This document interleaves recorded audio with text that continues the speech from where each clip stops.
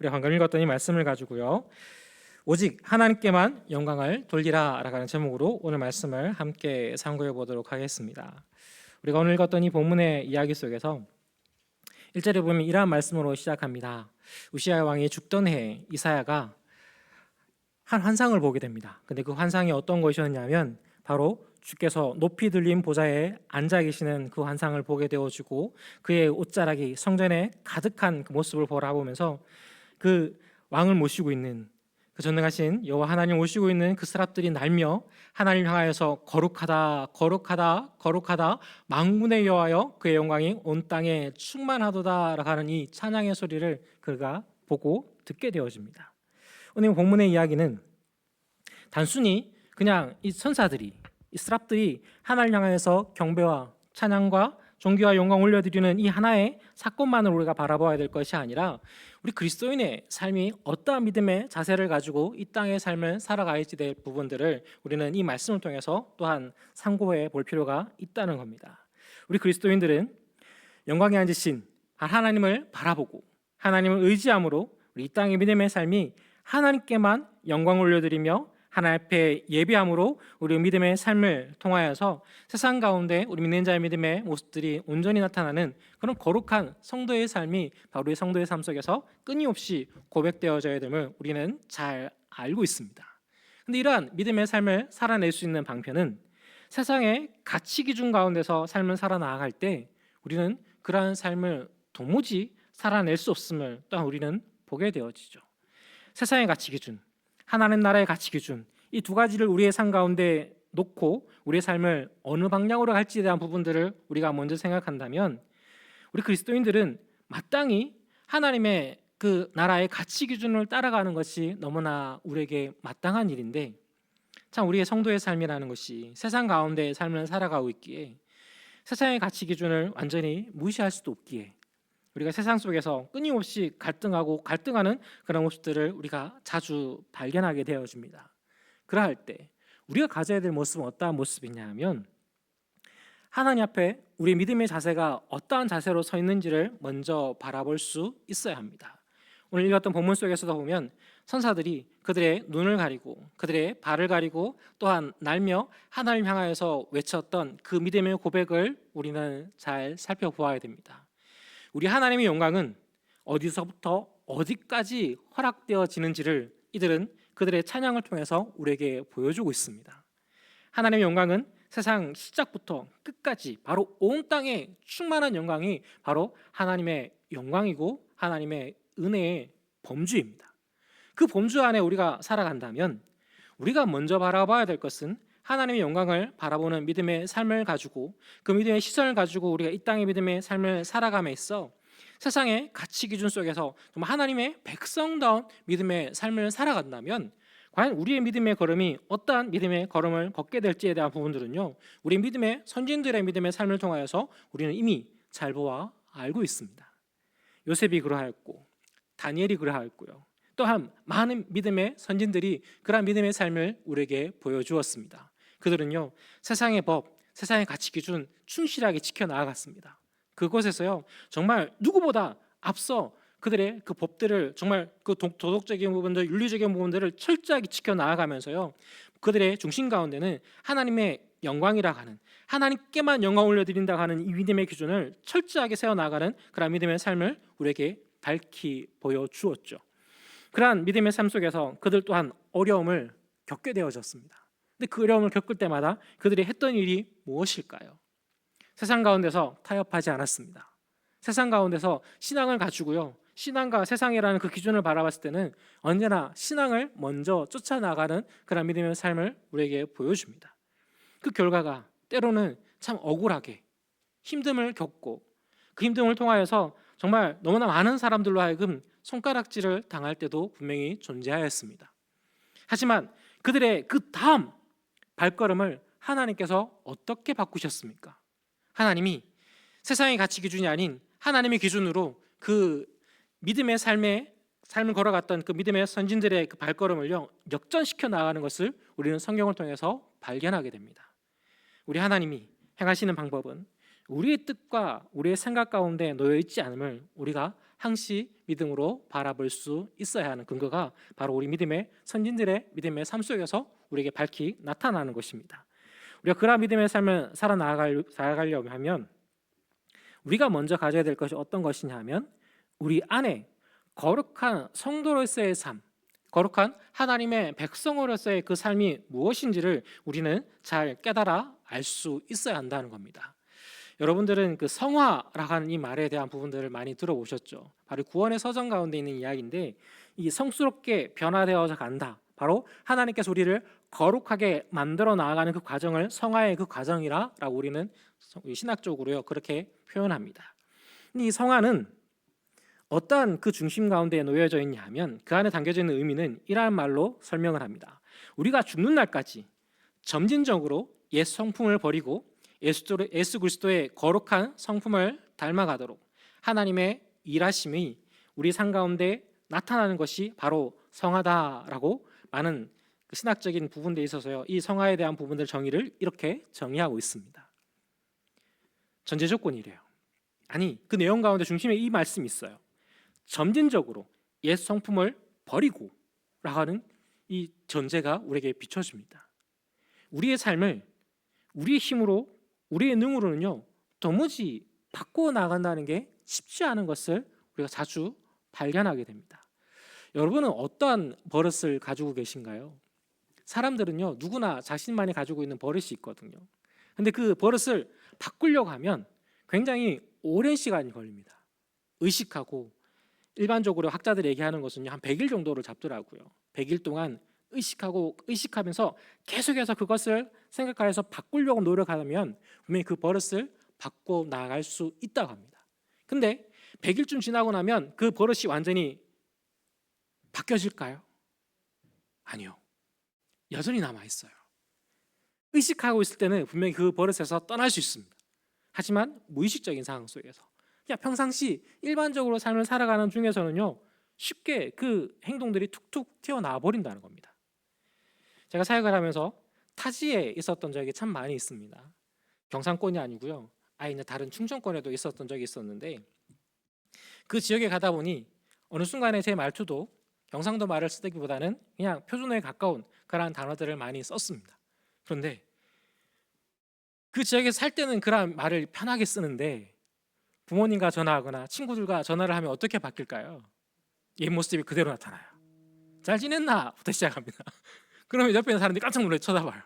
무슨 못 들어본 말투가 나타나니까. 그렇죠. 감출 수가 없어요. 잘 바뀌지가 않아요. 그런 우리의 이 성품을 하나님 너무나 잘 알고 계시기에 하나님께서는 우리를 주의 말씀으로 인도하셔서 주님 원하시는 큰 은혜 자리 가운데 세워나가는 일련의 과정 속에서요 우리를 점차 점진적으로 우리를 변화시켜 나아가는 그런 믿음의 걸음들을 보게 되어집니다. 우리 성도님들의 믿음의 삶 가운데서요 우리가 하나님의 말씀을 보다 보면 이 성경 속에서 믿음의 의를 하나님 앞에 인정받았던 많은 사람들 중에 믿음의 아버지라고 불려지는 그 존재가 누구인지 우리는 너무나 잘 알고 있죠. 믿음의 조상 누굽니까? 아브라함이죠. 아브라함은 몇 세에 하나님 앞에 그의 의를 인정받았을까요? 내가 너를 잘한다 됐다 라고 인정받았을 때가 언제일까요? 100세? 아니요 더 지났어요. 그의 아들을 이삭을 하나님 앞에 드렸을 때 그때입니다. 그래서 많은 학자들의 얘기로 115세에서 118세 이 사이예요. 오래 걸렸죠. 그의 삶이 그의 평생의 삶을 돌아가 보다 보면 하나님과 참 긴밀한 삶을 살아나갔습니다. 하나님과 가까이 왔었고 하나님의 음성 가운데 귀 기울였으며 하나님이 행하라 하는 그 일들에 있어서 가감하게 행할 때도 있었지만 때로는 나의 생각이 내가 가지고 있는 시선이 세상에 과연 이것이 맞을까 이렇게 가는 것이 맞을까라는 고민 속에서 끊임없이 고민하면서요 좌로 우로 흘러나가는 그런 모습들을 발견합니다. 하지만 그의 마지막에는 어떠한 걸음을 항상 걸어갔냐 하면 언제나 하나님이 바라시는 그 믿음의 방향성들을 찾아갔습니다. 그가 어떠한 힘을 가지고 그러한 믿음의 방향성들을 찾아낼 수 있었을까요? 다른 것에 있었던 것이 아니라 하나님의 음성에 귀 기울였습니다. 하나님 말씀 앞에 나의 삶을 비추어 내었습니다. 그리고 그 은혜를 의지하고 하나님 앞에 무릎 꿇었을 때 그가 그와 같은 믿음의 걸음들을 걸어낼 수 있는 놀라운 믿음의 걸음을 통하여서 하나님이 인정하는 그 믿음의 자리까지 나아갈 수 있었다는 겁니다. 그러하기에 이 성화의 과정은 내가 주체가 되어지면 결단코 이루어질 수 없는 그러한 과정입니다. 우리가 원하니, 내가 이와 같이 생각하니, 내가 보기에는 이것이 맞다라는 그 전제를 우리가 가지고 하나님 앞에 나아간다면 우리의 가정 속에서는요, 우리 믿음의 걸음 속에서는 이 성화를 이루어낼 수 없게 되어진다는 겁니다.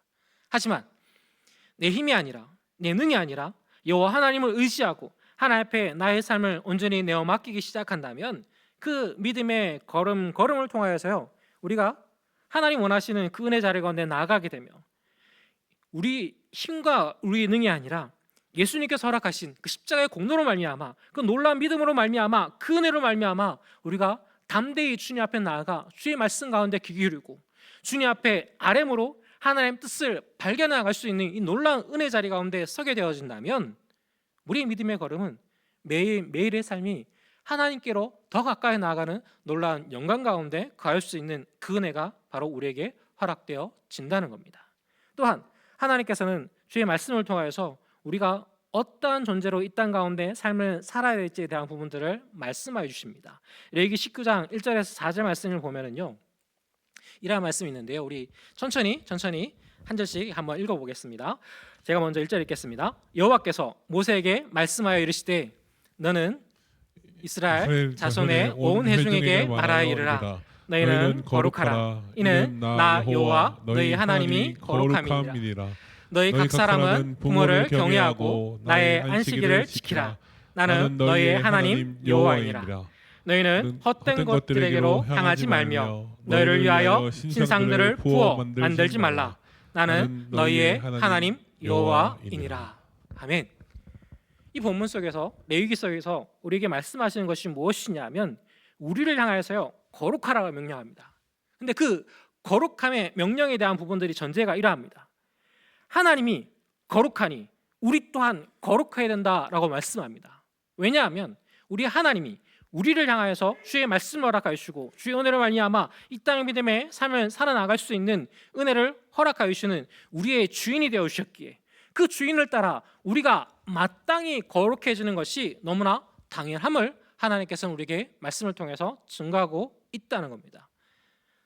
성도 여러분, 우리가 단순히 그냥 말로만 거룩이라는 이 말을 우리 입술 가운데 내어받기 시작하다 보면 어느 순간에 우리는요, 우리 의를 가지고 하나님의 의를, 하나님의 은혜를 재단하기 시작하는 말도 안 되는 우를 범하게 되어짐을 우리는 많은 사람들의 모습 속에서 또한 보게 되어지죠. 우리가 그러한 어리석음의 발로를 답습하지 않을 수 있는 방법은요, 내가 아니라 누구를 의지하는 삶일까요? 하나님을 의지해야 됩니다. 내 뜻이 아니라 누구의 뜻을 따라야 될까요? 하나님의 뜻입니다. 내 시선이 아니라 누구의 시선에 우리의 시선을 맞춰야 될까요? 하나님의 시선입니다. 참 많이 들었던 이야기죠. 참 많이 보아 알고 있는 이야기죠. 하나님의 시선에 나의 시선을 맞추고 하나님의 뜻 가운데 나의 삶을 온전히 내어 맡기며 하나님 허락하시는 그 은혜 가운데 나의 삶을 천천히 의지하여 주님만을 바라보며 나아가는 그 영광의 삶. 바로 우리가 그러한 능력의 삶을 살아낼 때 비로소 우리는 하나님 앞에 온전한 찬양과 경배를 올려드릴 수 있는 그 은혜의 자리 가운데 나아갈 수 있는 담대함을, 은혜를, 영광을 누리게 되어진다는 겁니다.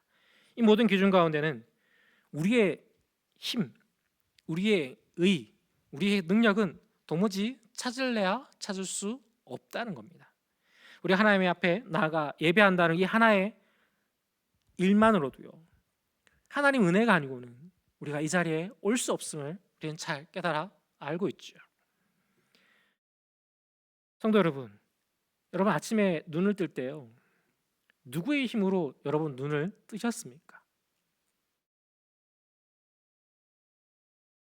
어젯밤에 잘 자고 그 전에 잘 먹고 운동도 열심히 했으니 그 힘을 가지고 아침에 눈을 뜨셨는지요? 이건 세상 사람들은 이렇게 얘기할 수 있어요. 하지만 우리 그리스도인들이라면 우리 입술 가운데 고백은 어떠한 고백이 나와야 될까요? 우리 힘으로 눈을 뜬 것이 아니라 누구의 은혜로요? 하나님의 은혜로요.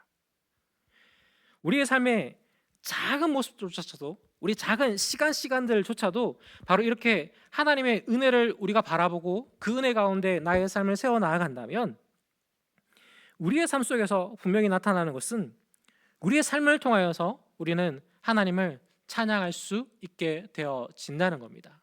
우리의 삶이, 우리 일상이 하나님을 향한 그 믿음의 고백이 되어지고 하나님을 향한 찬양과 경배가 되어진다면 우리의 모습 속에서 과연 어떠한 모습들이, 어떠한 일들이 발생하기 시작할까요? 세상 사람들이 먼저 알아봅니다. 우리가 변하면 세상 사람들은요, 우리의 삶을 주목하기 시작합니다. 왜 변하는지, 왜 바뀌는지, 도대체 왜 웃고 다니는지, 왜 저렇게 행복해하는지 그 이유들을 찾기 시작합니다. 그리고 우리에게 물어오죠. 왜 그러냐고. 그때 우리가 뭐라고 고백해야 되겠습니까? 주식을 샀는데, 땅을 샀는데, 아파트를 샀는데, 이 말이 나와야 될까요? 아니요. 우리 입술 가운데 고백되어져야 될 거는요, 하나님의 은혜이며 하나님의 능력이며 하나님의 긍휼입니다. 그 믿음의 고백이 터져 나오면 세상 사람들 우리를 향해서 분명히 이와 같은 얘기를 할 겁니다. 참 재미없게 산다. 과연 재미없는 삶일까요? 하나님과 동행하고 하나님과 함께하며 하나님 허락하신 그 은혜를 알며 이 땅의 믿음의 삶을 살아가는 존재는요, 하나님 때문에 행복하고 하나님 때문에 평안하며 하나님 때문에 날마다 그 삶의 이유들을 온전히 찾아 나갈 수 있는 그 은혜의 장중 가운데 거하는 것이 바로 우리 성도의 놀라운 믿음의 능력이라는 겁니다. 우리가 그러한 믿음의 삶을 살아갈 때요, 세상은 우리를 향해서 하나님의 영광을 보기 시작하고 하나님 은혜를 동일하게 우리가 누리는 것처럼 그들 또한 간접적으로 경험하기 시작한다는 겁니다. 그리고 그 안에 의문이 드는 그 상황 속에서 분명히 그들은요, 우리에게 물어올 겁니다. 나도 그 은혜를 누릴 수 없겠냐고. 그때 우리가 해야 될 일은요, 그 손을 붙잡고 무엇을 해야 될까요? 내가 보기에는 당신은 교회 나가기에 좀 부족한데? 아니요. 우리의 기준이 아니라 누구의 기준으로 바라봐야 될까요? 우리 시선이 아니라 누구의 시선을 바라봐야 될까요? 하나님의 기준을 가지고, 하나님의 시선을 가지고 그 손을 내미는 그 손을 굳게 잡고 교회로 끌어와야죠. 그리고 주님 앞에, 주의 말씀 앞에 그들을 세워 나가는 그 영광의 삶을 우리가 동참해 나가야 한다는 겁니다. 바로 우리가 이러한 믿음의 삶의 열매들을 하나하나 맺어 나가기 시작하고 그 믿음의 삶을 통하여서 이 땅에 우리의 삶의 예배를 온전히 찬양으로서 우리의 믿음의 삶으로서 예배하기 시작하면 바로 하나님이 우리의 그 예배를, 우리의 그 찬양을, 그 기쁨을 즐겁게 받아 주신다는 겁니다.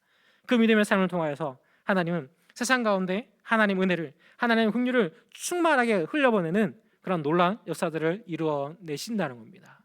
우리가 이런 이야기들을, 이런 말씀들을 살펴보다 보면 때로는 이러한 생각이 들 수 있어요. 하나님이 과연 손이 짧아 하나님 능력이 부족하여서 우리를 사용하실까요?